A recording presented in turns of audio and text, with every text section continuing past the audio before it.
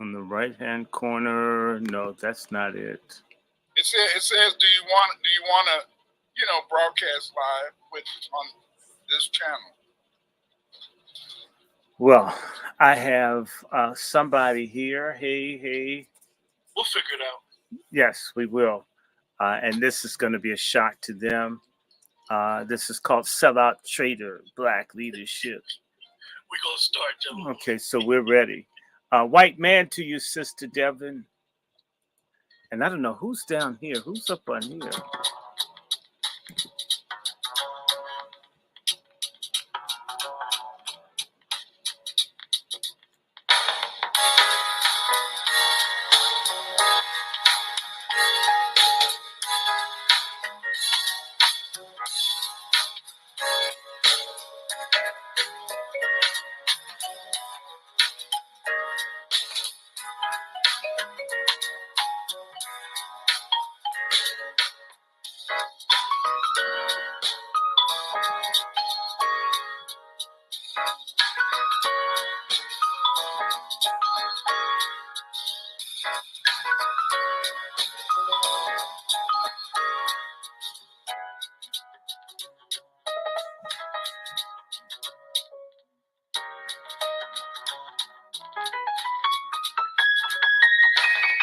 What have you done for me lately? It's fools. What have y'all done for us lately? If there's no answer, the only thing we owe them.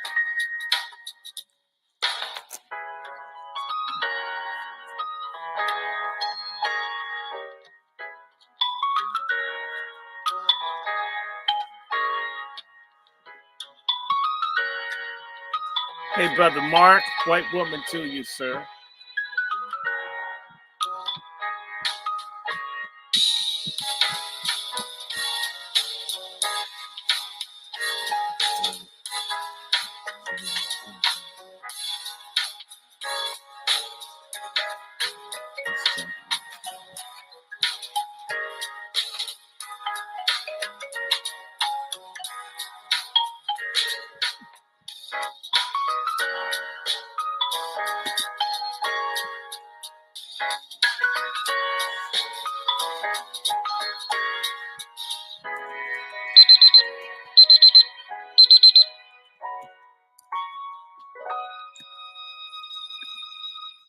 Hey, good evening, everyone. Welcome to this broadcast, which is also on Dr. Winter's page and Dr. Short's page. And Let's Talk Too. I really can't say much. For me, I like to always be authentic and real. I'm just going to sit back and let the elders do what they do. I mess with Dr. Short all the time. Our age is not too far from each other, but he's still an elder. Not really. And then we got, Dr. Winters. And I must say, Dr. Winters, for most of you guys that don't know, my father was born in 1951 at Cook Memorial Hospital in Chicago. Him and Dr. Winters are the same age, so we alumni, baby. We alumni. When he comes around, I just sit back and just be in awe, And I might blackmail him one day about his black book. I'm thinking about it. I don't know if I want to do it yet or not. Well, so that black book, I had to give it away, man. Tonight's conversation, gentlemen, is black leadership. Do we have it? Does it exist? Is it the code? Who enforces the code? When one of us get out of pocket in regards to the code, do we need a face to be our leader? Dr. Winters, you are a senior, sir. I think we need a face to be our leader. I want that face to be the brother from South Carolina. I want him to be our known leader. I want them to shoot his ass. I'm sorry. I'm sorry. Well, can he have catfish nuggets as his last meal? He can have some catfish nuggets, and he can have a whole damn catfish fillet. But I'm tired of these brothers, man. I'm tired of these. We don't have any leaders. and we're not supposed to have any leaders. You know, we're following Nellie Fuller. Nellie Fuller said, let the code be the leader. But the problem is that we got all these people who pretend to be leaders. You know, we got the congressional black talkers. And the congressional black talkers, they're doing nothing at all in a sense to show us any type of leadership. You know what I'm saying? We need some people to speak up for reparations. We need some people, speak up for some damn Pampers. We need some Pampers for these baby mamas. We need stuff for everybody. But the thing that hurts me the most is we don't have any people that really talk about our issues. We don't have any people, in a sense, who are really trying to go to the media to try to get something done to help the FBA community. You know, and I think that this is something that is that's terrible. It's terrible. You know, here in Chicago we got Johnson. You know, I didn't know the brother grew up in Elgin. I thought that he was a Chicago lad. And you got these people, man, that they're afraid. They're afraid to do something about this immigration. You know, in Chicago, 44% of the people, you know, 17 to 30 are out of work. 44%. And yet they're bringing in these immigrants. And yes, it's a lot of, you know, that stuff on Biden, you got to understand.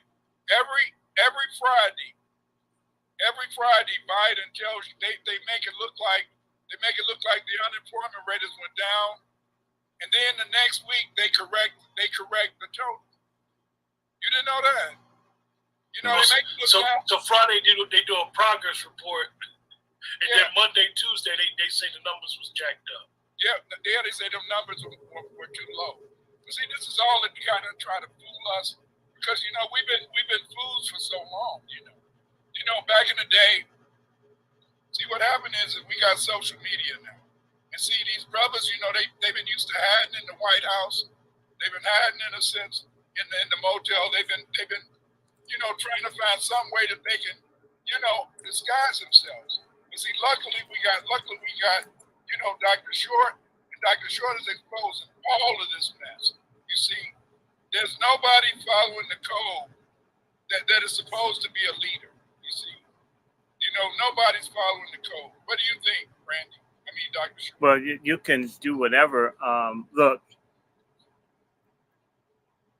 I think that the real problem is there are not enough people that go after real and fake leaders.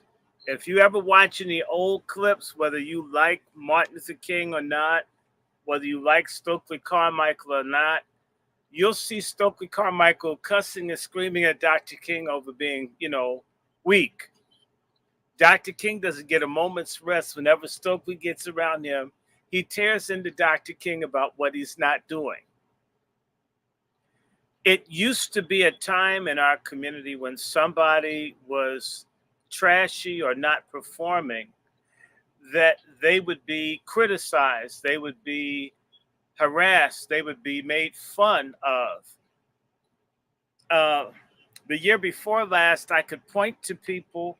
One of my best efforts is that when Sammy Davis Jr. hugged Richard Nixon at the Republican National Convention in Miami, Florida in 1972, Black people staged an anti-Sammy Davis riot.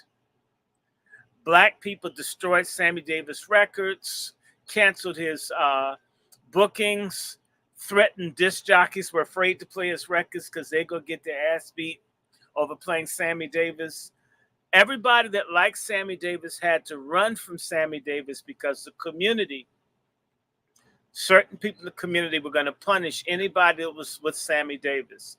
Sammy Davis never had a real break with Black people from 1972 until they put that movie Tap. And shortly thereafter, Sammy Davis was dead. Am I correct, Dr. Winters? Sammy Davis, Black folk, you couldn't even talk about Sammy Davis. Just people would cuss you out, spit on you, want to fight you for saying Sammy Davis. Sammy Davis, to me, died more from Black people's rejection of him being a coon than the cancer. Sammy Davis was the toast of black people until the early 70s. His song Candyman was the #1 pop record in the country, #1 record adult. It was big in adult contemporary, big of the black DJs wouldn't even spin it because he hugged Nixon. That's Sammy Davis's biggest hit, and black folk didn't even buy it. It was big everywhere, but with black people. And they didn't care. We don't care if you have the #1 record. We don't care if you're on all the big talk shows. You hug Richard Nixon. We're mad at Nixon. We're going to get you. You know, that was a time. That was a time when people were more expressive. You know, that's a time when you had people that didn't care. You know, people didn't care. You got to understand is that back at that time, that was you know, we had just had some good uprisings. We had some good riots, and what was going on is that a lot of people. There was still a lot of people who could enforce order in the community. What I mean by order in the community is that there's a lot of people, in a sense, who could get people to maybe be afraid. Make them do what they didn't want to do. Right, but by 1980, as they began to bring in all that crack and all that type of stuff, a lot of people, in a sense, they didn't fear you anymore. They didn't fear people anymore because they were high. Because they were high, you know, we went into a period of amnesia. We went into a period of amnesia of about 30 years. Yes, 30 years. And that during this 30 years, what they did is that they attacked you if you were black power.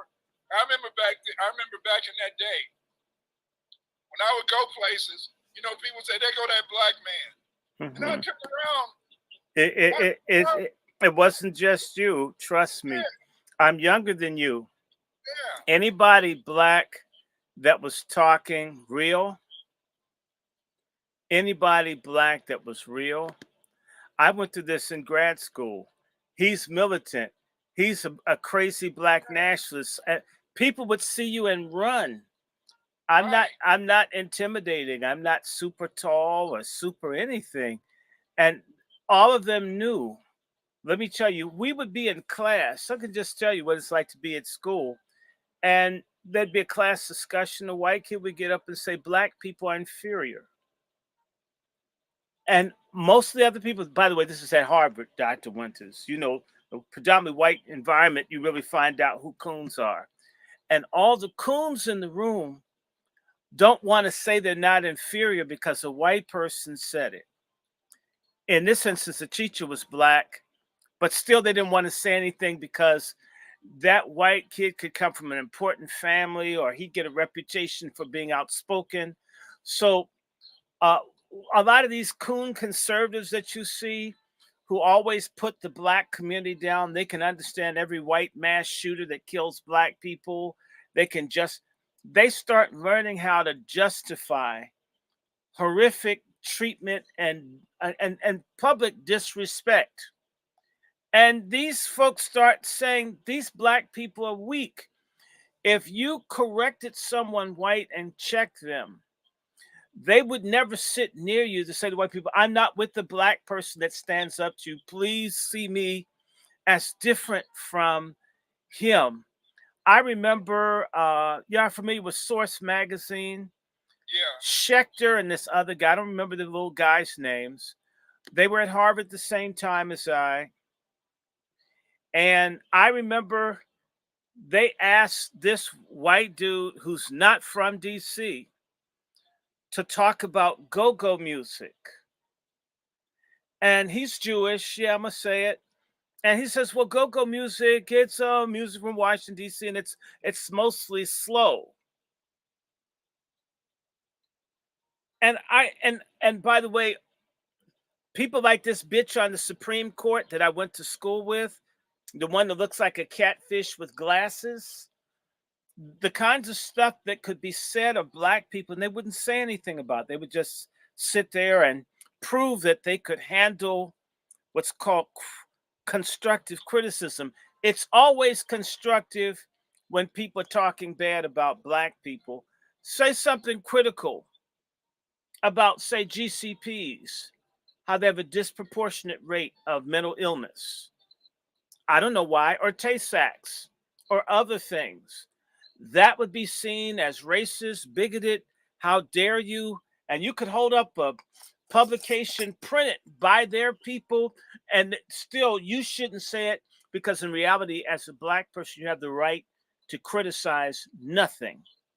Nothing. Be Nothing. glad that we tolerate your existence. You're so repellent. Let me tell you something. So what I said to Schechter, if I'm correct, I said, Go-Go is fast too, white boy. And all the black people gasped. People literally ducked to try to, he was white. I didn't call him a name. I said, white boy. Let me tell you something. Source magazine was launched by as much as 4 or 5 years of free labor given to 2 Jewish gentlemen from the Philadelphia area. They would not create a black magazine for hip hop music, but would get behind Jewish folks who couldn't stand black people, and worked for free for years. For not a week, years, to launch Source magazine. A lot of people that helped never got jobs. They threw those people away. And you know what? They'll walk around and say, I helped launch the white magazine. So I'm talking about Winters, my generation, though some of them are a little younger than me, some of these weak-ass Xers, their parents told them, in fact, a lot of them are half Caribbean and half African, or half white and half whatever. It's always that's a big part of the mix. If you just suck enough crap out of the asses of people who hate you, they'll accept you over other black folks. So I'm telling you, you would see people carry white folks' books and all like slaves. And they thought doing this would make them accept it. Okay, this is so alongside this growing, extremely anti-black white generations, the Xers and all of that, you have this super weak go along to get along. They haven't seen a white ding-a-ling they wouldn't suck on. That includes all you hip-hop people. If it's to make it, it would have been unheard of in the 70s and 60s for someone to demand a blowjob from so many artists, and people go along with it. That's unique to this post-crack, or this crack generation, where just everything became trashy. We had drag queens, but they weren't the majority. We had studs, and studs weren't the majority. We had sellouts, and sellouts weren't the majority. You couldn't kill someone, or come close to killing someone, like what happened with Michael Brown, and you had all those legions of black people watching him bleed out on Canfield Drive Avenue, and they didn't do anything to the police. Yeah. I mean, that would not have happened even in a place like Birmingham or Selma. So there's been the traitor leadership of black people that really came in under 2 things. The Reagan era started, and the Boule era started at the same time. Don't you guys? The Boule era never stopped. But it went into remission. Let's be honest. Okay. The Boule had to join the black movement, or else be left in the dust by the black folks that woke up. I know it didn't last long, but it was long enough to scare the hell out of the coons that they had to wear dashikis and afros for a couple of years. By 72, when Superfly came out, people went back to straightening their hair again. But they never forgave. The traitor black people never forgave. The sincere patriots of our race never forgave people. I had an old nigger named what's this guy's wait a minute. What's this guy's name? This guy was the dean of black students at the University of Virginia, and his name will come to me. I want to say his name is Thomas, but it's not Thomas. He told me to my face, he was Omega Sci-Fi. We got rid of all the people like you. You guys were jailed. You were exiled. You were destroyed. How dare you exist? He told me there's not supposed to be any more people like you. Where'd you come from? How'd you escape? This is a black man asking me why I wasn't in jail, why I wasn't on drugs, why I wasn't with the white woman. Why aren't you gay? Why aren't you in lockup? Why are you on the campus here to bother me, to raise black issues? We're tired of you guys. We got rid. In other words, we betrayed everybody like you. How did you get through? And see, one of the reasons for that, you have to understand is that. And he was your generation. Back then, you know, a lot of people were fakers. A lot of people that I thought was really down, like you said, by the mid '70s, early '80s, everybody started back straightening their hair.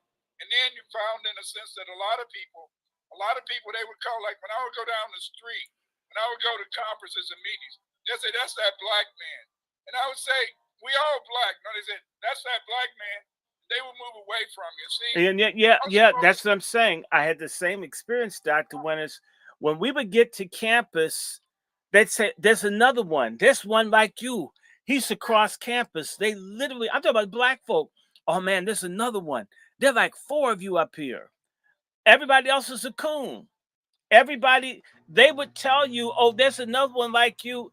By the way, most black people are traitors. Most black people are scum to their own cause.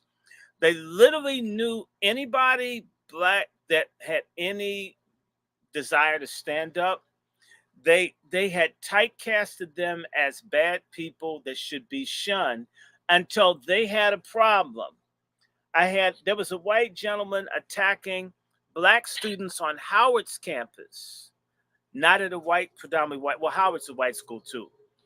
And these guys were being threatened by this white nationalist that was a student at Howard, probably on a full scholarship because he's a minority. And when they finally got tired of being harassed by him, they came and asked me to help them because I hated white people. We need your help. Okay, I talk to Brother Q all the time. Does it sound like I walk around with hate for any group of people? We talk all the time. I sit up and just white this, white that. I mean, I joke, about black people's sickness about it, but just a generic animus towards everybody, whole groups of people. I don't have the time. But they knew, Dr. Winters, the children, the Xers, whose parents told them, "We got these doors open. Damn it, don't you go out and march. Don't you speak up. You just get a job. You get a white girl. You do." My mom and daddy told me the same thing. But it was different because, see, you had to understand this is that they learned early. They learned early by 80. They did not want any urban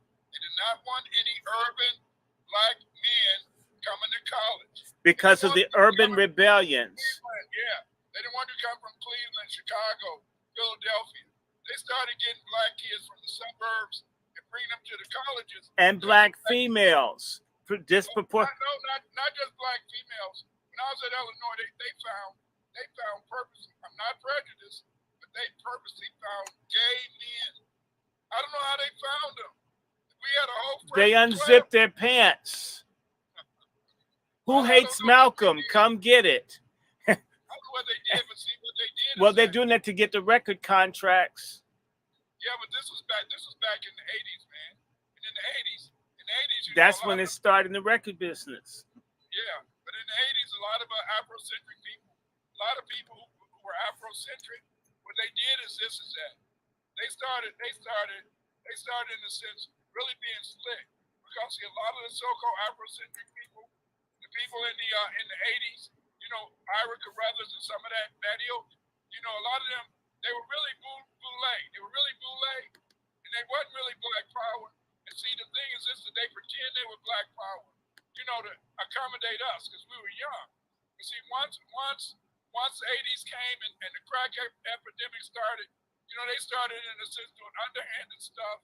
For a while, you would not believe, Q. They had told people that I was dead. They told people I was dead in the 1990s and 1980s. They told people I was dead, because they said, because the thing is this, that they did not want anybody out there really getting black people to think about who they were, our history, our research. See, so many people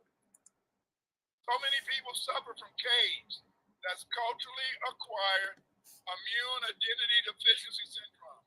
A lot of these people, in a sense, they want to be white so bad. They want to be white so bad. Because they want to be white so bad, then they will do anything, in a sense, to be white. And the best way to be white is to keep a nigga down. They feel, in a sense, is that if they can show you that they were against people, that's what Dr. Short is talking about. Yes, exactly. These people, because in a sense they want to be considered whitish, they want to be considered, in a sense, a true believer. They would attack people like that. People like Obama. That's what Obama was doing at Harvard when he was a student. Obama was supposed to do that. I know. Obama was not part of the community. He was not part of the grassroots. That's what got Gaddafi killed. Just because Gaddafi saw a black face, he thought that Obama was a foundation of Black American. He thought that things was gonna change. They gave that brother a Nobel Peace Prize. They didn't know that he was not of us. You see, he was a descendant of the black Huguenots. He's descendant of the upper class, the bourgeois. And see, no matter what we say is that the bourgeoisie, the black bourgeoisie, are enemies to the people. And the reason they're enemies to the people is that they will go along with you for a while. They'll pretend that they're down. And then as soon as you turn your back, and they get somebody to stab you in the back, you're going to be down. They started getting people put in jail in the 80s. People started getting killed, because the fact is this, is that they did not want to really be supported. What I had to do is that during the 80s, what I did, I stopped writing. I had to stop writing stuff dealing with African history and Afro-American history. I had to start writing on Dravidian history over in India. Because see, the brothers over here, they had decided they were gonna keep people from hearing my stuff because they didn't really want black people to be black. See, they didn't want them to be black. They knew they couldn't be white, but at the same time they knew they couldn't be white. They wanted to make sure, in a sense, that they kept us feeling inferior. And the way they kept people feeling inferior was by you not knowing who you were. And so then they would isolate people like Dr. Short, isolate you on campus because he was an urban person. Remember, the riots mainly occurred in the urban areas. It was not country people. They started, in a sense, giving people who went to school in the country folk, they gave people in the HBCUs, they gave them jobs. When I graduated from college, I went to school for 4 years. I had a BA and an MA. I had a BA and an MA. I couldn't get a job in Chicago. They was hiring all those boule people from the black colleges from down south. And they didn't even have the credentials. They don't have to. And evidence of that is all your HBCUs tend to have, most of them, have fiscal and financial managerial problems because of corruption and ineptitude of the boule leadership. My favorite school, the screw over right now, is Cheney State. It should be called Cooney State because they're always having problems. They have a bald-headed white president that didn't like a bald-headed black woman. The bald-headed black woman killed herself. To me, if she liked being white, she should have been able to get along with the bald-headed white dude because they both had bald heads. I think his head is bald. But Cheney State is having financial problems. And that's what the white head. Typically, more money comes from when they put white people in. Wherever you look at HBCUs, there's always certain sorts of problems, and it's systemic. It is true that the federal government and the state governments cheat these schools. This is true. But so do the boule, sellout, black leadership. Your black churches, your Negro preachers steal money from the people. I was talking about that last night, that when Hurricane Katrina occurred, that money was raised to help the victims of Katrina, and those preachers stole that damn money. The AME Church, their entire retirement fund of like roughly approximately $130 million has disappeared. Somebody's ass belongs in jail. It's the same people. They're Greek, they're Masonic, they're Boule.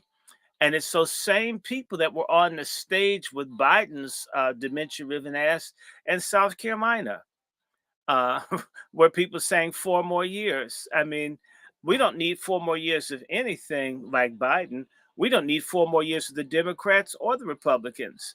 We need we don't need 4 more years to not have reparations.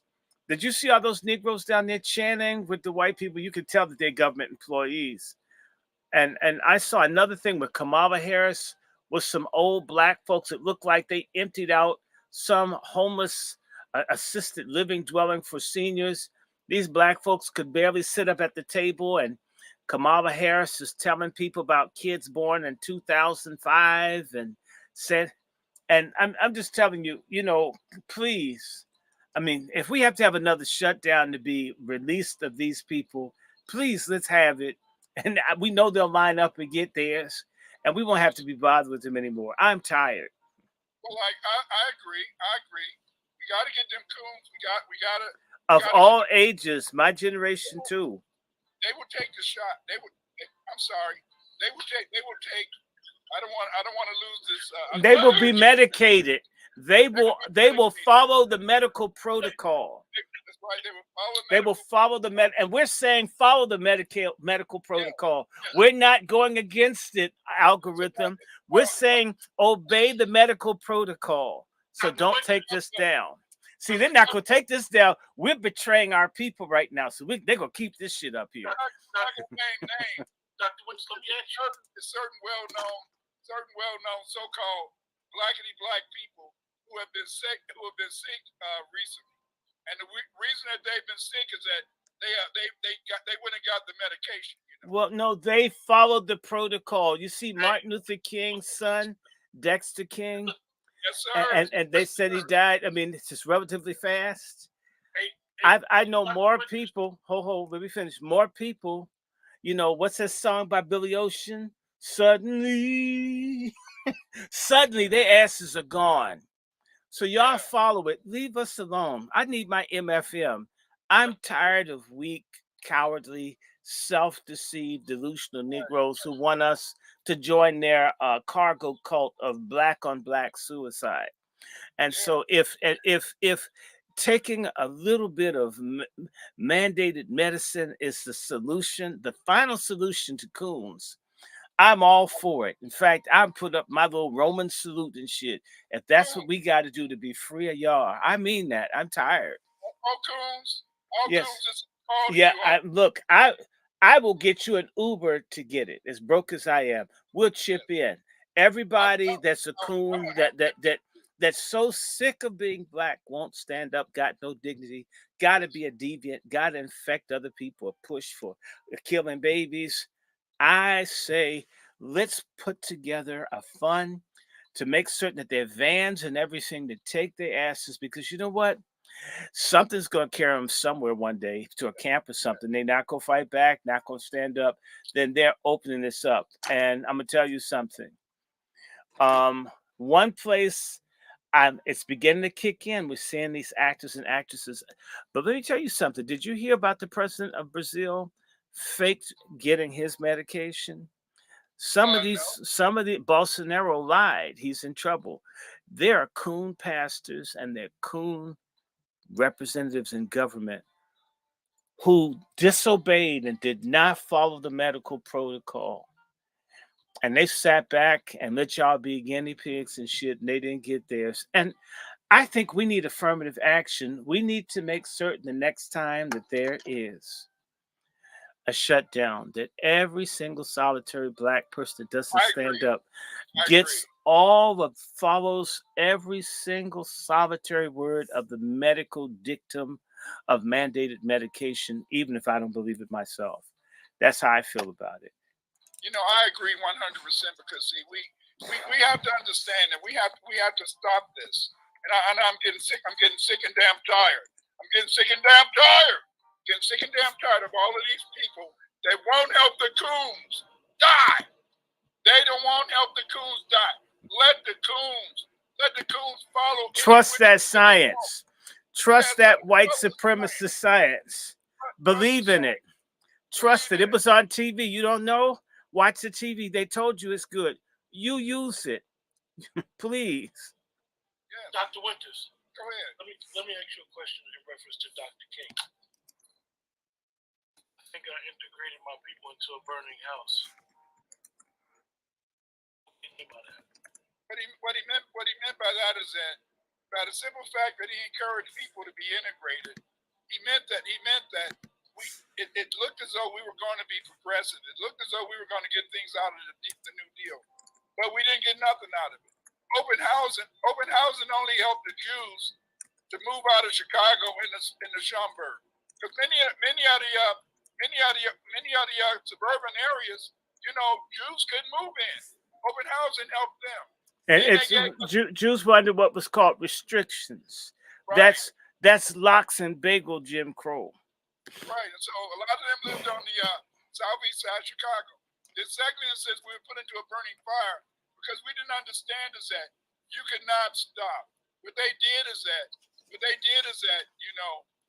what's the first thing? The first thing my mom and dad taught me, they said, Clyde, if you want to make it in this world, you can't let your left hand see what your right hand is doing. Martin Luther King, he lived as long as he was fighting for black people's rights. But Martin Luther King, he forgot. He started thinking that he was just as good as white folks. And the minute you think you're just as good as white folks, you're going to die. What do I mean by that? Instead of him trying to fight for us to get stuff, instead of him trying to concentrate on us getting jobs, us getting a check, he started talking about the Vietnam War. That wasn't none of his business. See?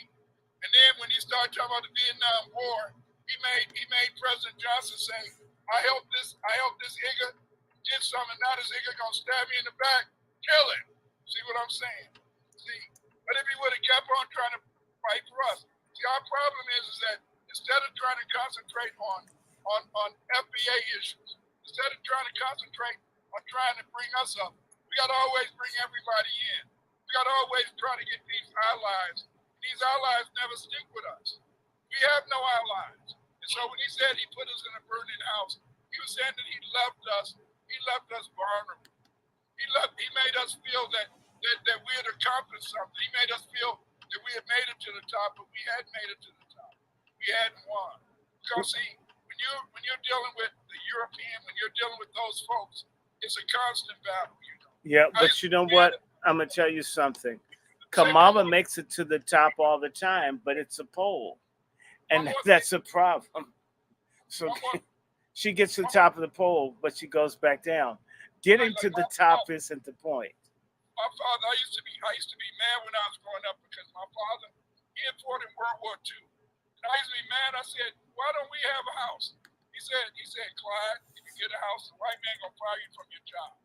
And so then I didn't even know until a few years ago that they didn't allow black soldiers who fought in World War II to get the GI Bill. See, you had to go to a barber college. And so what I'm saying is that we're always angry at each other. We're always angry at each other. And we're always blaming each other for the lack of progress, the lack of success. But it's not our fault that we don't become successful.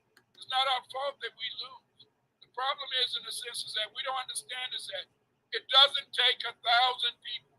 It doesn't take every black person to be together. What it takes is a minority of people who want to stick together to fight for what's right, and it takes people to be on code. And that's why we're so lucky. Family, you're lucky to have a man like Dr. Short out here. Because Dr. Short, he makes us understand what's going on in terms of reality. Sometimes Dr. Short, he give us cod liver oil. Y'all don't know what cod liver oil is. He give you cod liver oil. He'll make you want to throw up. He'll make your stomach ache. But at the same time, he tells you the things that can help us to move forward.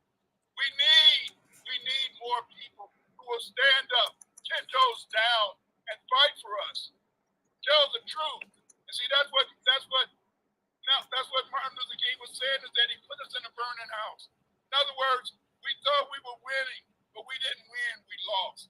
And the reason we lost is because everybody stopped fighting. All them Uncle Toms around him, Jesse Jackson, Jackass. All of those people in Atlanta, they all sold out. They all went looking for money, but they were preachers. What do you expect?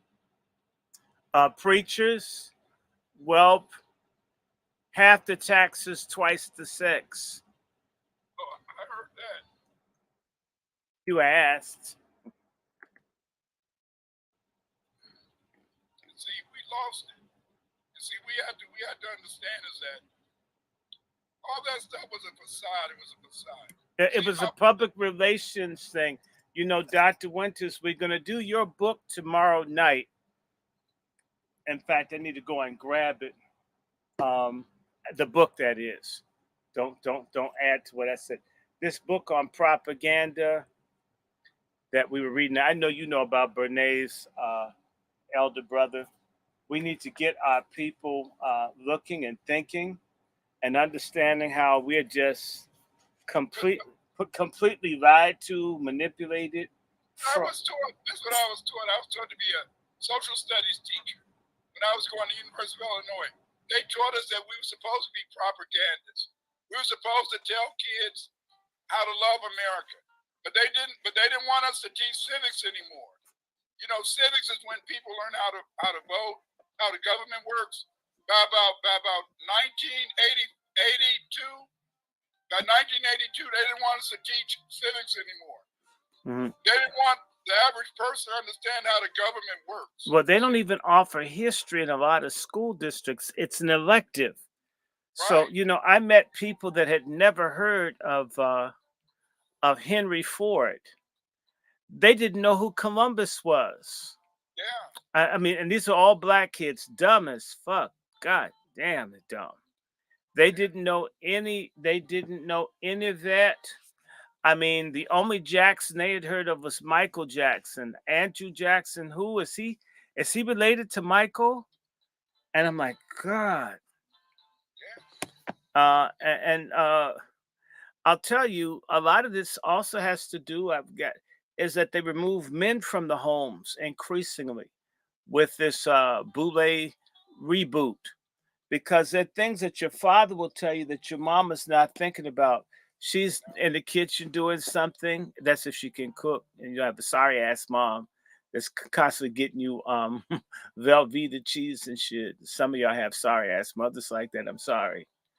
But if your mom is doing what she's got to do, then your dad might tell you some of the real deal things. But if you remove the fathers, a whole lot of young black folks have nobody talking about anything real in their home. Right. And what they learn in the streets that's real, they don't give them the real applied knowledge to process what they learn that's on the streets that's real. And like I was telling you about this book, Dr. Winters, and it was just blowing my mind, Dr. Winters, how we were lied to about everything. They got us running around feeling lucky that there's Anglo-Saxon Christian civilization shit, and we started the damn thing. And they don't even know. Most people don't even know that the word nigger was the name of the kings of Scotland. Mm-hmm. But they flipped the script and they made the word nigger a derogatory term. Mm-hmm. The same way the word queen used to mean bitch. Right. And then queen became queen.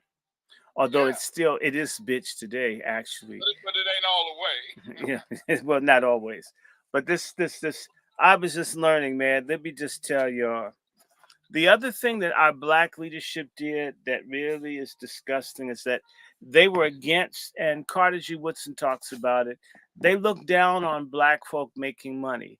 They love other people's crumbs, but they don't want to make their own bread. So let me ask you guys some questions in the chat. Yes, and I'm gonna say to my folks, if you have questions, Dr. Winters and I will try to treat you like white students who paid their tuition, and you're not just filling in the seat trying to get over and get free credit. If you've got questions, treat us like we are white professors, and we'll try to respond. And again, I just want to say, Dexter King died today. I I heard, although I'm not certain, I but this is hearsay that Dexter King's wife was white. I don't know. What did you hear, Winters? Did you hear that too? I didn't really investigate it. The main thing that I was wondering is that what did he do prior to that? Why did he die so suddenly? I was concerned about did he go and get the vaccine? Was he involved in something that caused it? And so that was my main concern. Okay. Because a lot of these so-called black leaders, a lot of so-called even a couple of Afrocentric black leaders. Okay, you go get him shut down. We can't talk about vasectomies. Well, but Dr. Winters, someone asked about Reverend Matthews.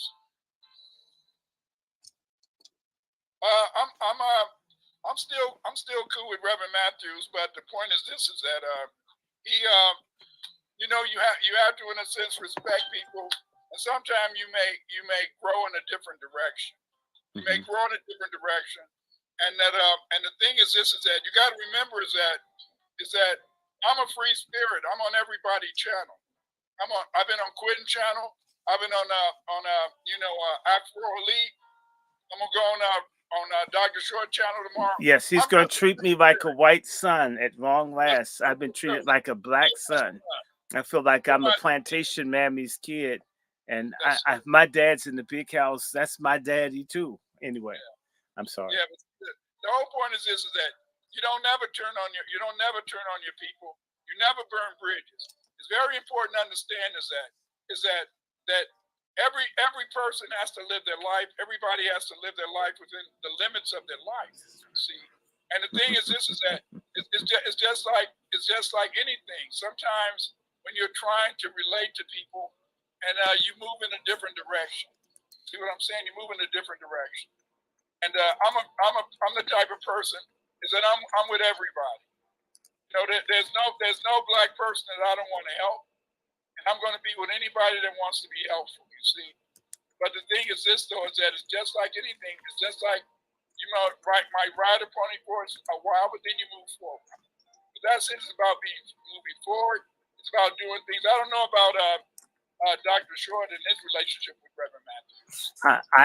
I'm assuming I've never done anything. I always apologize to him because I always do gratuitous obesity jokes. And I understand that that's creating problems on the home front. So I understand, because you got to live with who you live with. So I would rather him have me as sparingly as possible so he's happy in his life. Because ultimately, when you go off the air, you got to live with someone. Right. So I don't know of any. I've never said anything. If he wants me, he can always write me. I'm not hiding from anybody. And the only thing I can say to you is if I would like to get along with everyone, but I don't get along with everyone because not everybody's likable. Not everybody's ethical. Not everybody is up to what they say they are. There comes time where even, I've got my shortcomings. So if you don't see me around someone for any period of time, it could be any number of things. Scheduling, they could be busy. Maybe they get tired. I mean, their audience, we're tired of seeing that strange nigga with his stupid jokes. And that's cool. I mean, I'm not upset. Go ahead. I want to see Bag X. I'm looking for Bag X. Okay, well, we were talking with him and Chef C today, and what we are hearing is that, and I want to hear from the audience. A lot of the boomers and the Xers didn't like Brother Bag X, but you're a boomer and you liked him. Because, I have a Brother Bag X thing on the channel, and it's the second from the worst performing video on my platform. I was shocked, and even though I send it around, nobody looks at it. So you have to ask him to come on because it's the election year. That's right. And we know he's gonna have his tap dance shoes on. Well, I don't know if no, Brother Bag X probably doesn't tap dance. They probably does the electric slide and try to cop a feel off of a couple of people. Oop, I'm sorry, something like that. But I got a question for you, Dr. Winters. Nice question for you. Go ahead. Who originated the term FBA? What? The original term FBA is based upon a concept from Claude Anderson. Claude Anderson, he used to refer to us as Native Americans, and he felt that given the fact that they were bringing so many immigrants into the country, that the people who were the indigenous people of this country, they should begin to call themselves by a name that would reflect that we were different from all of the black immigrants that were coming in, because Claude Anderson felt that eventually that we were going to run into problems, because he felt that they were bringing in the immigrants to try to replace us. Oh, they've always wanted to do that. Right. And so he developed the idea of Native Americans, and then Tariq Nasheed, he went into then they had DOS, descendants of slaves. Then that became organization, and then it was Tariq Nasheed who developed the idea of why not call ourselves Foundation of Black Americans. And he felt that by calling ourselves Foundation of Black Americans, that moved us away from being mixed up with Native Americans. Because whenever you say Native Americans, then people in a sense think about the Mongoloid Indians. Whereas when you say Foundation of Black Americans, then that's the unique term that relate to us. See, we are the Aboriginal people. The foundation, the so-called Red Indians, they weren't originally in America when the white man came. When the white man landed in Jamestown, it was Black Indians. What they did is that the Red Indians, they came up from Mexico and they followed the buffalo. See, people don't know it used to be herds of buffalo in North Carolina. It used to be herds of buffalo, gigantic herds of buffalo in North Carolina and Virginia. What happened? The red man followed those buffaloes, and that's how they ran into us. We adopted them, and we adopted the red man. They kept selling us out. They've always sold us out. So we got the term Foundation of Black Americans based upon Claude Anderson saying that we were Native Americans, and then Tariq Nasheed moving the barometer to Foundation of Black Americans. And I like my term, which is descendants of Aboriginal and Africans trafficked in America. That's cool. I love that. You forgot some of your ancestors. Okay, well, we have to be careful, because when you talk about the ancestors, my God, let me tell y'all, minus the damn typos and shit, this is a halfway decent book. You can get it for about $10, $12 on Scamazon. And you just learn some very interesting things about how the kings and queens of ancient Scotland and the British Isles were Black people. In fact, I had to call Dr. Winters up because I have a line of my family that's called Barrington, like Great Barrington, Massachusetts, where that screwball Du Bois is from. The Barringtons are descendants of King Kenneth of Scotland, and also the people from France. And so, my God, a whole bunch of us, another reason that we held down, and they don't want to talk to you about it. If you ever do DNA tests, you're from certain place in the country, they will keep changing your DNA percentages. They'll keep, in particular, if Denmark, Norway, Sweden, and France, they will never say France. They'll say Western Europe. They don't like to say France when you're Black. That's a problem for them. They don't like to say France. It blows the whole game. You understand what I'm saying, Dr. Winters? They don't like to see Sweden. They don't like to see Norway. They don't like to see Denmark. It was all one country at one time. And part of that country was also northwestern France. And what they'll do is just say it's Northern Europe and not say where, because if you're from Normandy or Breton or certain places, you're one of those people that are the black nobility of Europe.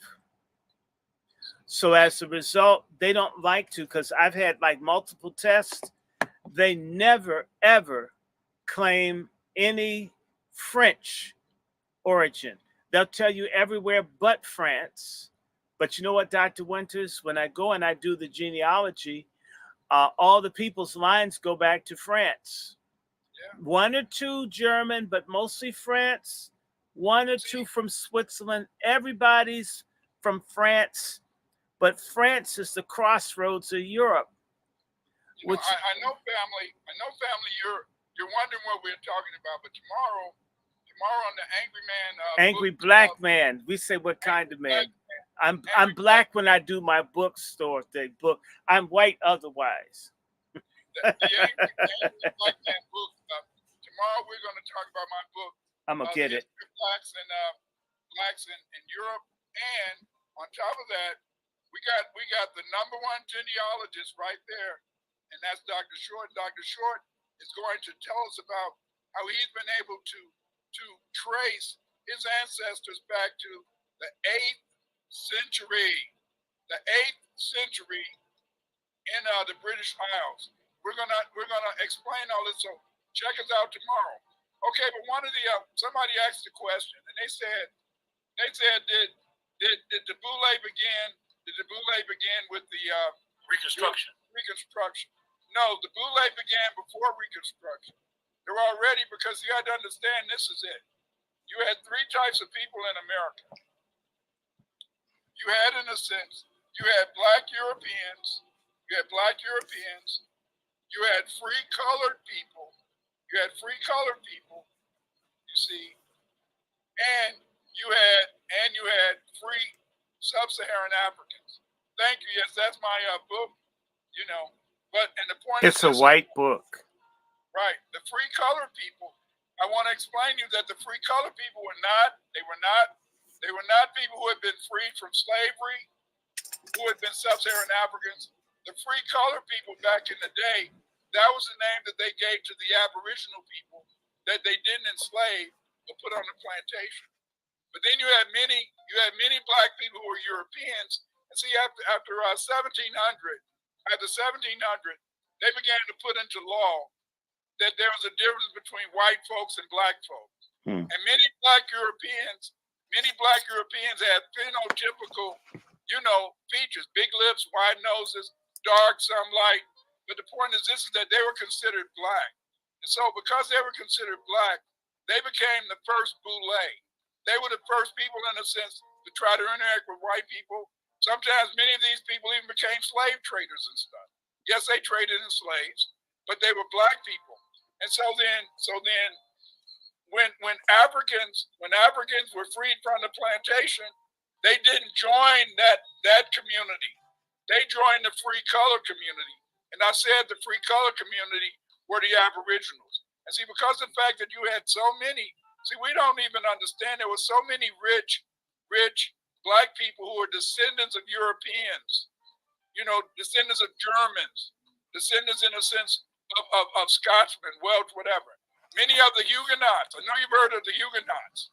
Many of the Huguenots, they were, in a sense, they were black. Many of your Sephardic Jews, they were blacks who came from Norway and Switzerland and all those places. And Dr. Winters, that's our conversation. Yeah, that's the conversation. I want to encourage everybody. There is an app you can get that is free called Family Research. I'm just really getting into using it to do research. I have an overdue genealogical project, but in the next day or so, I've been just working to learn how to work that. I have some overdue stuff, but in this family research app, people from all over the world are putting their information in. Yes, it's for the doggone Mormons, but how come the AME Church, which has been around longer than the Mormons, or the AME Zion Church that's been around longer than the Mormons, how come none of these coon churches at least care about ancestry or history or family? They So, don't care about I mean, because they don't. Because I'm telling you, the biggest enemies we have, the Boule is strongest in these damn churches. yeah. But I was going to say to you, Dr. Winters, everything that we start in our initial conversations about in terms of Black power and Black leadership, this is a major area of failure because one of the things that our traitor Black leadership has done has made people ashamed of speaking English, although we created the English language. Have you ashamed of practically everything, told nothing belongs to you, and the best you can do is try to get back to some kind of pre-colonial condition in Africa and hope that some people will take you. That's not a damn answer. I mean, if I told you I got 10 calls from Africa from people that want to fly into Nicaragua to walk across the border, I'd know very few Africans that want to stay in Africa and will not listen to you praise African glory. They will get very pissed. Are you going to help me leave? Period. Don't want to stay there. Or if they want to stay there, they want to come here, make their fortune and take it back, but they don't want to stay there right now. Most that I know that have any opportunity to get the hell up out of there, most want to go. I'm not putting Africa down. I'm trying to say to you that on one hand, we have traitor Black intellectuals and other people telling you that you've got a farm or a village somewhere in Africa. And yet, when people are stealing your air property in Georgia and Alabama, South Carolina, North Carolina, they're telling you forget about that, and you'll be able to get land handed to you somewhere else where Africa has the world's fastest growing population. Africa in 50 years will have maybe 6, 7 billion people. Where the hell will your space be? where, where, as Africa's population grows, because there's a time where Africa had maybe a 500 million people, and you're in my lifetime, Dr. Winters.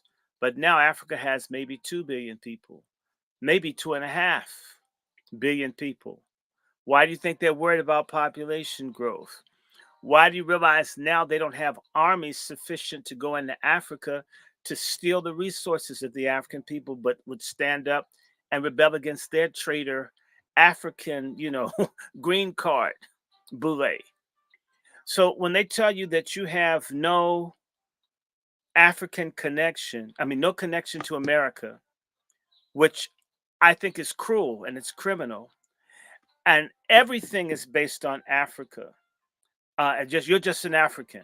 It's very dismissive. I'm not knocking Africa, but when Africans ask where are you from, uh, they look at you and say yes. Is there anything else? Some do.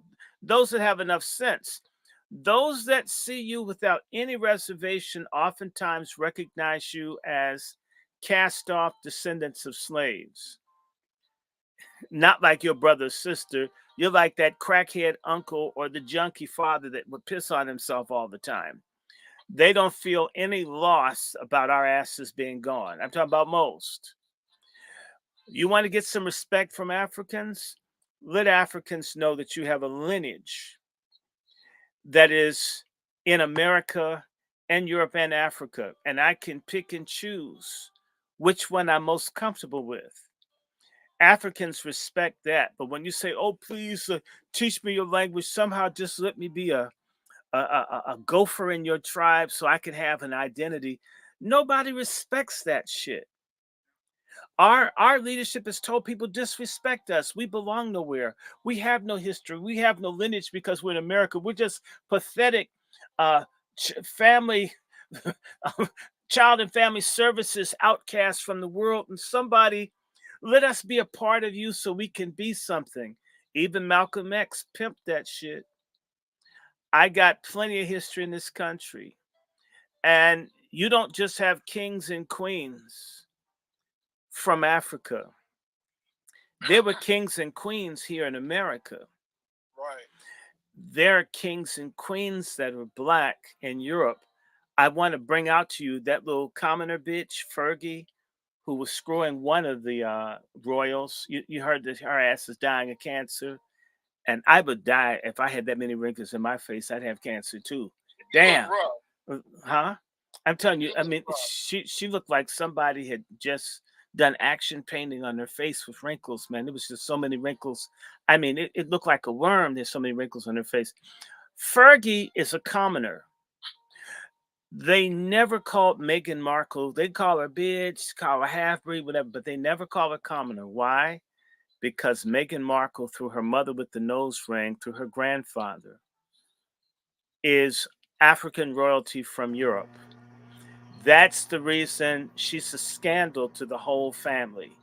She's what the family used to look like, and they're pissed. And they can't throw her out. They can't say she isn't who she says she is. She's exactly what they'd like to be.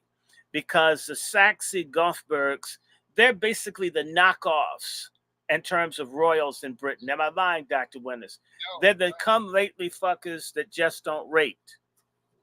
And if things keep working the way they do, because supposedly some of the other royals are sick, some crazy stuff could go down behind Prince Andrew and Epstein and a little nasty stuff on the island.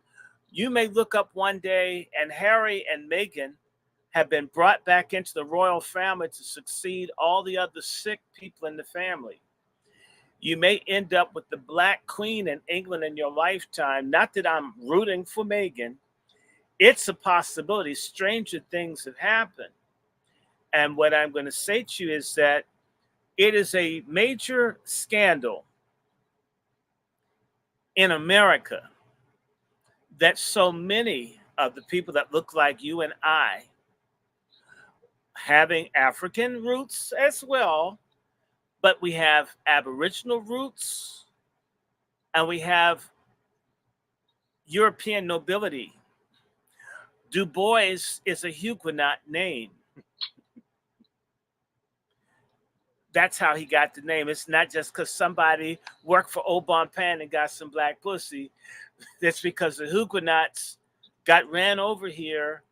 And I don't know, I just had a conversation with Dr. Winters and Mr. Moore, you know, the researcher. And we're talking about Huguenots, and I go and I look, and damn it, I've got some Huguenots. I've known about them. They all got fucked up on St. Bartholomew's Day. I mean, it's like, okay, some white people killed each other. It's none of my affair, right? Until you find out, damn, those people are like high yellow Negroes that got taken out because they were a threat. That's your history. The scandal that is known in Europe. Why do you think Hitler sat down with the black man and talked to him about how badly treated the black people in America were? This is Hitler. And how black people should fight white people. The other people know. The only people that don't know who they are us. We've got the Hebrew line. That's why people bother us about that. And as I said to you, I'm just telling you straight. Some of us don't have one or two lineages of African nobility from Europe. Some of us have dozens of lineages where, because if you go back in the family, everybody marries and breeds and so forth. The further back you go, the more you find. This is what I'm saying to you about family research. The further back I go, the more nobility I have found. It didn't go down, it went up. and some of the names started looking Arabic. Remember, I had that conversation with you, Dr. Wins. I already God, told you where what you're kind going. of what I am I already doing? told you where I you're going. got a damn Muslim name. How did these damn Christians get Muslim names in Europe? Oh, Where you going? I'm not involved. I'm gonna just everybody's white, blonde hair, blue eyes. Damn it, I'm gonna find all these. And the further back I go, people, the more rules I find. So what I'm saying to you, part of the failure is to tell us of how worthy we are of reparations and then some. And I'm not tripping off of who is important in the past time. However, if they get all hyped up over coronations and such in Europe, and that means so much about these WASP families and Martha's Vineyard and everything else, and the family and what Massachusetts Bay and the family and all. Well, sisters and brothers, I had family in Massachusetts Bay in the 1600s. I had family that started colonial Rhode Island and colonial Connecticut and colonial North Carolina and colonial Virginia and colonial Maryland and I believe colonial Delaware too. And I'm like, oh my God, does that mean that me and my family that are regular Black Americans, no problem? You mean we constitute under their custom, their ruling class? If it's based on the bloodline, if that's how Obama got in the White House, if that's how Bush and everybody else did, then I'm in a family full of people eligible to be in charge of this country. And since we're all related, we're supposed to rule this country. And the Bible says the first shall be made last, and the last will be made what? First. That's why they hold us down. And this is why Black leadership that doesn't teach people to compete and to fight and to demand all of what's theirs is selling us short. If you had told me 3 months ago that the Hudson River and the Hudson Bay is named for my damn grandfather, I would have cussed you out. If you had told me Princess Diana is my cousin, I would have said you're crazy. Come on, I'm Black, man. Leave me alone. In other words, the world belongs to us. We're the only people that think that we belong in a ghetto, confined. And maybe somebody in Africa will have mercy on us after we bought all their kente cloth and shea butter and kiss their ass. They'll kind of like recognize us as part of their slave trading dynasty. We're above all that. And I'm not knocking and embracing Africa. Don't get me wrong. Africa fits into this too. But when we deal with Africans, we have to come in dealing with Africans as major players, not as a toilet tissue that they wiped their ass with 400 years ago. And we need them to convey identity on us. Because there's a lot of shit in Africa that's not rocking. There's a lot of stuff in Africa that's not cool. I'm not saying all of Africa. I'm not casting aspersion on the continent. I'm only saying you've got a legacy right here. Right. There are a lot of people that don't know their family back 2 or 3 generations. You meet Africans, let me tell you how raggedy certain African families are, until a lot of people run around telling you they're one thing because they only know one half of their family because their father's got so many different mothers. So you can call yourself what? A Mandinka, and didn't know that the Mandinka are related to the Mendi and all of these are basically offshoots of various families with different names, slightly different dialects, and they don't really know it that deep. So I mean, Africa, part of the issue is a great degree of dysfunctionality in contemporary African society, and I'm not picking on Africa. I'm not mad at Africa. I love Africa and Africans, but I am, as I said to any African, I'm at least significantly part African. But when I do my history, and I was looking, Dr. Winters, going back on all the people, and the only person, my grandmother, great grandmother, said that her father was from Africa. I know that there are others, but that was the only person that I ran across that said, my father's from Africa. Everybody else, I don't know where my father and mother's from, and because a lot of them are Indian, and there were Black Indians here. In fact, the Black Indian piece is very important because not only do they owe us reparations, they owe us some goddamn land. They can give some of these parks and shit to us because it belonged to our people. And that's one of the biggest struggles that we should have is for recognition. The standard for proving that you're a member of a tribe is based on the very records that these people destroyed. They burnt up all the records so you couldn't fulfill the, the evidentiary level to make a demand. That's another level of reparations that we're owed. And we've been failed. And I've watched Black folks, traitor Black leadership, run after these Mongoloid Indians and kiss their ass. And you're our brothers and sisters. These people can't stand them. Same way they run after intersectionality with other peoples of color, gays, stud, lesbians, you know. In fact, I wish I could impale all the tongues of the sisters in the caucus so they could be more happy in the gay caucus if they all had tongue rings. They could all fit in and clack together when they vote in. But the thing is this, like I said, is that we're going to get into this in detail tomorrow night. Mm-hmm. But as I was telling you earlier, is that because of the fact that we had so many Black Europeans, and they were the boule, they had money, they had status, and they had the slave trade going too. And many of them, you know, were light skinned, some were dark. And what they did is this: is that they were the first boule. What happened in a sense, as I told you, the free colored people were not former slaves. The free colored people was how they identified the Aboriginal Black people, who was in the sense they were free and they were colored, but they didn't want to call them in a sense Negro. And what happened is that after the Civil War, the blacks who were descendants of the Europeans and some of the Black people who were ministers and stuff like that, they became the boule. They began to send their kids to the Black universities. They began to establish the businesses, and that's why when you really if you listen to Karen Hunter on Saturday and Greg Carr, all they talk about is a boule history. When they talk about, they say, okay, you know, this or that person was great. Then they start talking about all the Black people before them who were ministers or entertainers. And so, see, the boule has always been out there, and the boule has always been treacherous against the grassroots. Mm-hmm. Because, see, the grassroots people, they see them as beneath them. Slaves.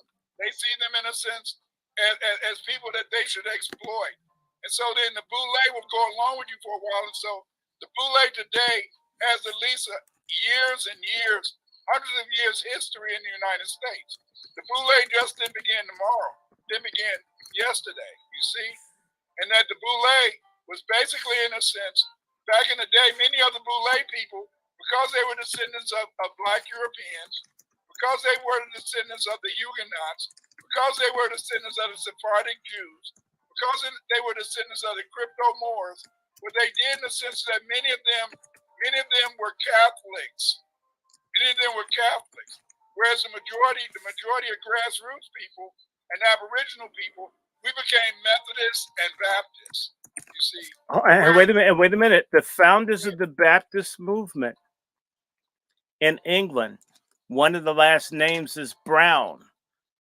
The Browns moved from England to Rhode Island in the 1630s. What? Why? Because Mr. Brown is my grandfather. He was a dissident Baptist. You heard about the dissident Baptists? We Negroes have been every damn where. We're in the middle of everything. I'm having to rethink everything. Yes.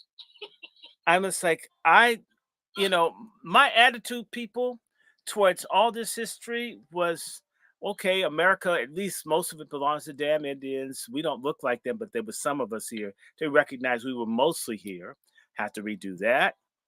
Then my attitude towards medieval history was, well, white people just killing each other and shit is great. Why'd they ever stop? And they just keep stabbing and shooting each other. We would have never had the slave trade. Everybody would have been happy. Until you find out, goddamn, These people, King Arthur's a nigger. All of these people, oh my God. Even Robin Hood, probably the first thug. Almost everybody, because what the sheriff of Nottingham, one of them was one of my uncles. And I'm looking back. This is my God. That means that Western history is our history. It starts in Egypt, and that's why we're great. It ends with us. We're the last great thing in human civilization in terms That's of what makes music and everything else. that's what makes us a unique people. In 1625, the first black chattel European slaves were sent to America. You see, and they were chattel. That's one of the reasons. In 1625, see, they started kidnapping and enslaving the Aboriginal women, and many of the Aboriginal women they made it with the Irishmen and Scotsmen. That's how we got the names Winters, McCoy, McLeod. You know, that's how we And got that's those how we names. got the expression Scotch by, because they were cheap. That's right. That's how we got our names. You know, our masters didn't give us no names. Do you really believe the way white people felt about us, that they wanted us to have their names? No. They didn't give us our name. But the point is that our leaders today, what impacts upon our leaders is because our leaders in a sense are so ignorant, and because they suffer from CAIDS, culturally acquired immune identity deficiency syndrome. They don't really realize and see themselves as being great. See, when you know your history, you understand that you're never as good as the white man. You'll never be as good as the white man. Never. Because you're better than the white man. That's why he can't compete with you. That's why he invented white supremacy. He invented white supremacy because he can't compete. He can't compete.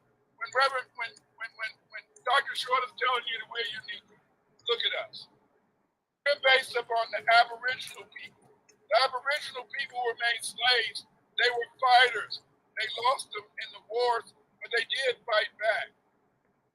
Black Irish, when Oliver Cromwell came to them, they fought Oliver Cromwell. They lost. And Oliver Cromwell made them chattel slaves, and he sent them over here. But he sent his best. He sent musicians. He sent the best of society. And not only that, some of the people that fought Oliver Cromwell were from Tyrone, which is why that's in Ireland. A lot of people don't know Tyrone is a name from Ireland. It don't sound Irish because so many people are called Tyrone. But the Earl of Tyrone, one of them, O'Neill, oh my God, a 13th great grandfather of mine. My God, this is blowing my mind, folks. We should feel very good about who and what we are. The intellectual leadership, the sorry ass people at your HBCUs could teach this history, but they won't because they're waiting for their white colleagues to talk about it. Right. I'm going to tell you how it is at these HBCUs. They wait to see what. Let me tell you something. If the black elite had to be a part of the body of an elephant, it would be the tail, the closest part to the ass. They're nasty. They're backwards. They want to be in the other people's poop as long as they're nearby. They don't care. They have no dignity, no dignity, no dignity, none. And I want you guys to like this. I'm going to stop for a second. You had to find us. These were the scholars.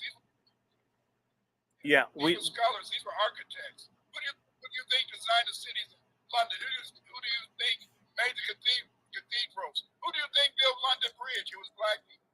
And they sent those people over here as slaves. And then after we had the Aboriginals, after we got all those people from the Black Irish and Black folks, then they attacked African villages. They didn't bring Africans over here that were dumb. They brought Africans who had specialized skills. They brought Africans over here who knew how to smelt iron. They brought Africans over here that knew how to grow rice. And I want to tell everybody, if you're liking this, because we're kicking this off with Dr. Winters. We're kicking this off because this is like our new season. We didn't, because of our team player here, Brother Dome here, he stayed sick for like 2 months, so we couldn't do anything, which kind of threw us all off. He threw us off. He threw off our recording skills. But we're back, so this is a new season. If you like what we call the United Black Media, we're going to work together, as many of us as we can. And don't worry, we even are going to have some sisters that are not too cat oriented. We'll have to work on that. We're going to have the Wazies. We are going to be illuminating, working with everybody. And we don't care about people's private lives. So if you see Sister Eve up here, it's none of your damn business how she's living. It's her business. I don't know. I wasn't there. I don't want to understand. We want you to like Let's Talk Too. This brother has had the same number of subscribers for about 2 months. That's a goddamn shame. He needs to have about 2,000 people. So if you like Let's Talk Too, subscribe. Subscribe. You're going to see more. Dr. Winters is going to be with me. I'm on, this is the Angry Black Men's Book Club. I will get back to, I'm telling you, like have books, be reading, going through books. We're back on schedule. We're now doing things, and you're going to see us doing what's the thing? Pat Talk. We should have Wazi Speak, which is going to be all the angry black women telling y'all, stop being feminists. We're tired of it. It's got to go. Of course, we're going to talk about books, and we'll be doing special things. And yes, for all of you that are religious, that are concerned about going to hell, we have something for you on Sabbath. We have Sabbath sermon, and we'll be talking about that. So, but Let's Talk Too. Isn't that your PayPal? Can't they send you some Cash App, something? Yeah, they could do that if they feel that would help. You'll help the channel. Let me tell you something. I've got very good news. I'm waiting to hear from Los Angeles. I've been waiting. We were supposed to launch internationally last year over a network called Diaspora Global. And about 4 people associated with the network died last year. Which is like, sometimes I just don't do stuff because so many weird things go on.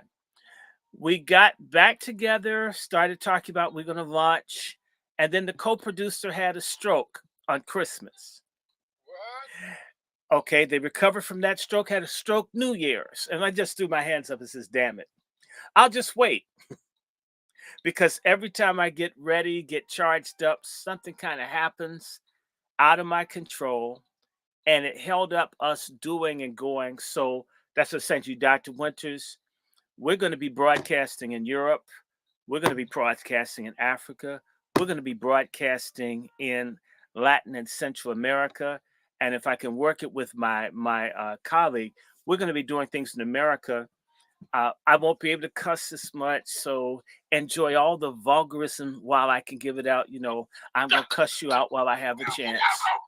So I won't be. I'll have to really be white, like Dr. King. I'll have to really get ready for integration, and I'll be leaving y'all in the hood, and I'll be using all those big words that I can't pronounce and you can't spell, but you know that white people like them, right? So you'll be welcome. I'll give you updates, and let me tell you how wonderful people are. We did that thing last night on Let's Talk Too. I just have to tell you this. And you know what came up? When I sent it over to England, the sound quality was so bad. Dude broke down and called me and says, we're going to buy you a mixer and some other stuff because you're doing really good stuff, but your sound is for shit, brother. And I mean, we can't have you have like this screwed up sound that sounds like a cat on LSD pissing in the hallway. We need you to have good sound. So someone decided to donate, and so I'm waiting for that to donate sound equipment. I've had it before, but this time I don't know anything about technical stuff. That's why I couldn't even be a lesbian. I wouldn't know how to use a vibrator. I go somewhere, I'd have it on my head. No, it doesn't go here. It doesn't go here. Right. I'm not good with technical stuff. I don't claim to be good with technical stuff, but I will have someone coach me through the technical stuff so I can mix and do a better sound. And so, y'all been waiting. I wait too.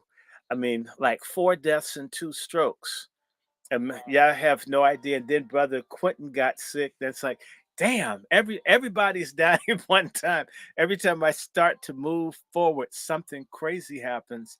It it might boggle your mind sometimes. Sometimes you just want to be cool for a minute and wait and see if it's going to work. But I like 2024. Everybody's getting exposed, like Nikki Haley's whore ass. I feel so good that came out. If you screwed 2 people when you're married, you screwed 10. Come on, Dr. Winters. You screw behind your husband's back twice. And those dudes had money, right?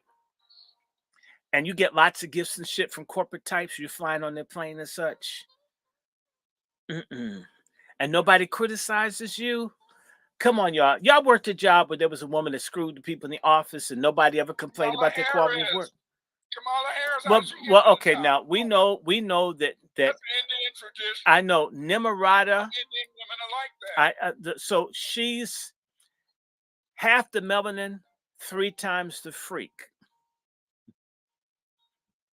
right?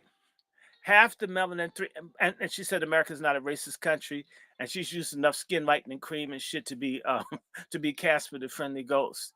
We know that this is great. This is a year of revelation. I mean, Takes Dicks Jakes is in trouble. Shitty's in trouble. They're making fun. Even black comedians getting clowned. Everyone's being made fun of.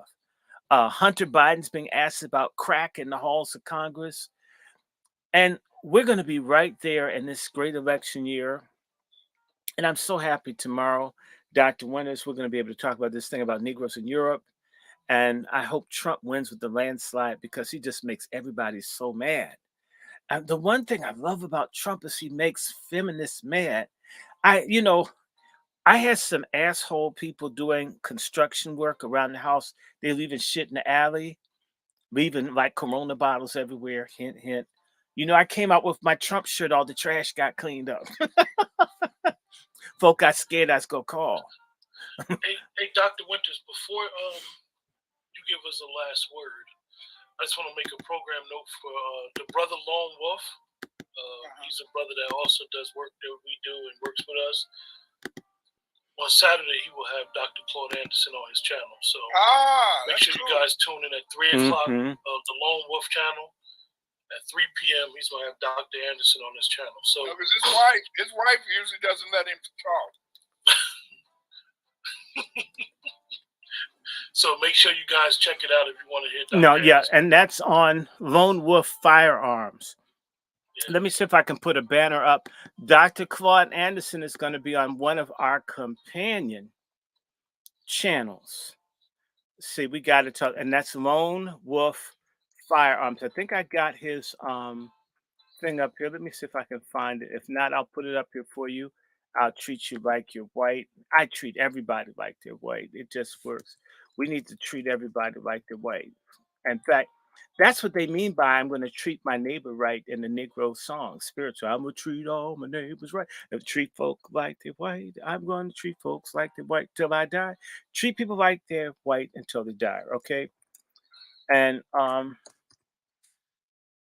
he's on YouTube. He has 150 so odd subscribers. He could use a lot more. He's an expert on guns and self-defense.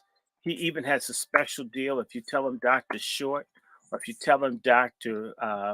Winters. Yeah, if you do that, you Lone Wolf Firearm channel on YouTube. Be there. Get yourself a gun. Have it for someone you love and someone you hate. There's so many things you could do with a gun. In fact, you can make love to it if your man leaves you. In fact, you can keep your man from leaving you as well. It all depends on your perspective. A gun is whatever you want it to be. Okay. All right. Close us out, Elder. Close us out, Elder. The only thing I'd like to say is this, is that, you know, we do have to try to get our leadership to get on code. We've lost our leadership. We lost our leadership after Martin Luther King died. We stopped having leaders. We started having people, in a sense, who were grifters. They were trying to find a way to steal money, make money off of the rest of us. Jesse Jackass. What we have to do is that we have to understand that it doesn't take 100. It doesn't take 1,000. All it takes is one person who wants to stand up and be B1, black first. And if they help their fellow man, and if they're not a brother fucker, you know, then we can move forward. We got too many brother fuckers and we got too many sister fuckers.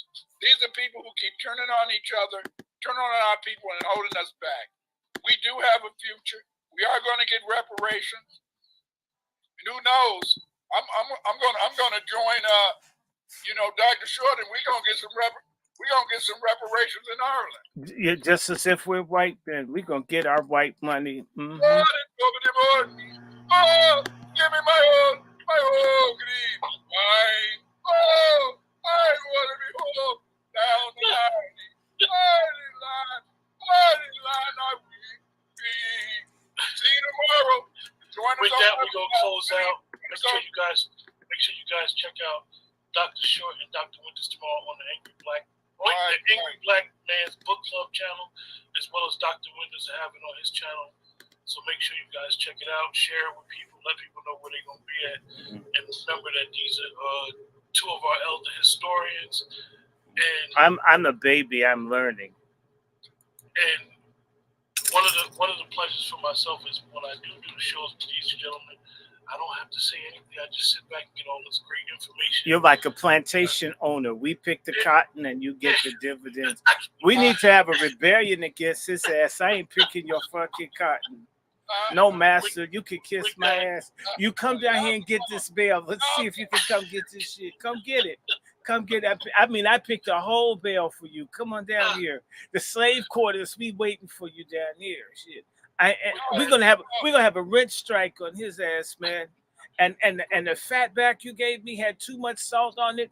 What part of pepper don't you get, master? Damn it! Like, subscribe. That's the best way to support our channels. Dad, take care. Have a great night. Yeah, treat us like we're white. Okay, y'all. I'm checking out. We're gonna do this tomorrow night. We're going to do it Wednesday night. We're going to do it Thursday night. We're going to do it Saturday 2 times. So who you going to call? Coon Busters. I didn't say it to y'all, but MFM, we do want our motherfucking money. We have to get it. We've got to have it. We're tired of selling our asses, robbing each other, killing, stealing, slinging dope, being mad, trying to chisel. When there's a big mountain of gold our ancestors has dug up for everyone but us, and we needs it. We needs it bad. I want to wish you guys a good night. May God bless and keep you. May his face shine upon you, give you peace. Continue to like and share and subscribe to the Angry Black Men's Book Club. And we're looking for all of you angry black boys and girls to convert all the other semi-literate people who'd like to be intelligent, who aren't trying to spread STDs or black self-hatred, to join us in fighting for MFM, fighting against feminism, okay? And we're gonna have Pat talk, fighting for patriarchy and the great black United States of America. We want, need, and love you. Thank you, thank you, thank you. And don't be a feminist. Don't be a fagonist. Don't be a coontard. Don't be a coon. Don't be a blackneck, a niggling, a negroidian. Don't be a sellout, traitor, scummy piece of trash that's in the way. Don't be a baby killer. We need every hand on deck. I'm your host, You're somewhat arrogant when it comes down to informational servant, signing off as the senior pastor of the Kevin Samuels First Church of Deliverance. May God bless you, and may you all be high value men and women. Good night and good night. Okay, y'all, we done. Are we white here? Are you guys white now? I mean, because I feel very white. Man, I've like left the community. Anyway, okay, I love it. I love it. I love it. Good night. Good night. Good night. Good night. In the stream. Good night, y'all. And should I say MFM? Those are our gang signs. MFM. All right. Remember that. Take care.